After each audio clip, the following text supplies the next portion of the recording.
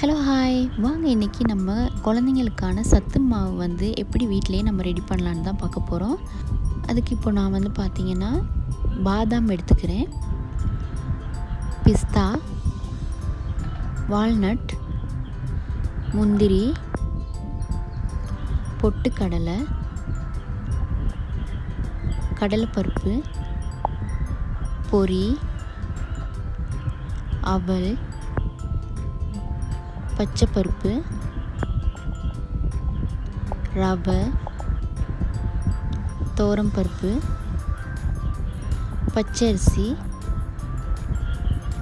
சாப்பாட்டரிசி, 3 ஏலக்காய் எல்லாத்தையும் போட்டு கலந்து விட்டுக்கலாம்.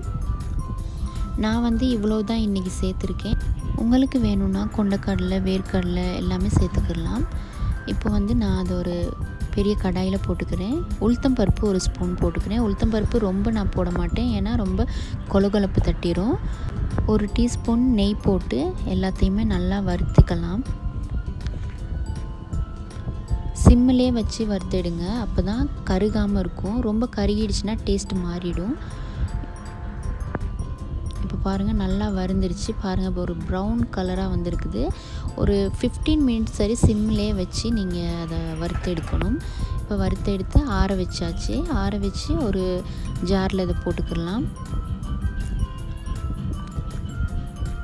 ஜாரில் போட்டு ரொம்ப அரைச்சிடாதீங்க, கொஞ்சம் கொரகொரப்பாக அரைச்சி எடுத்துக்கலாம். ரொம்ப பவுடர் பண்ணிடாதீங்க. பாருங்கள், இந்த ரேஞ்சில் அரைச்சி எடுத்துக்கோங்க, ஒன்றும் பாதியுமா. இப்போ அதை ஒரு பாத்திரத்தில் போட்டு வச்சுக்கலாம். எல்லாத்தையுமே போட்டு நல்லா மிக்ஸ் பண்ணிவிட்டு அதுக்கப்புறமா நம்ம வந்து ஒரு பாத்திரத்தில் நம்ம போட்டு ஸ்டோர் பண்ணி வச்சுக்கலாம். நான் வந்து ஸ்டீல் பாத்திரம் ஒன்று தான் எடுக்கிறேன்.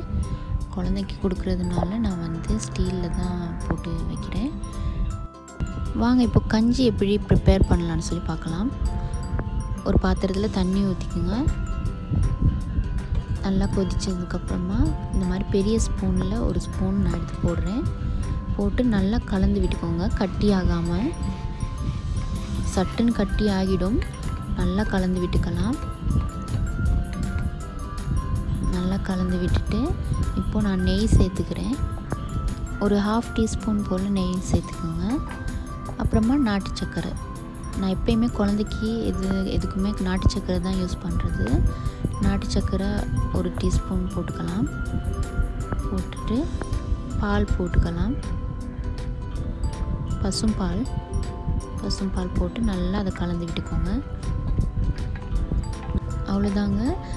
ரொம்ப ஹெல்த்தியான ஃபுட் இது. காலையிலே நம்ம வந்து குழந்தைங்களுக்கு வந்து பிரேக்ஃபாஸ்ட்டுக்கு இதை கொடுக்கலாம்.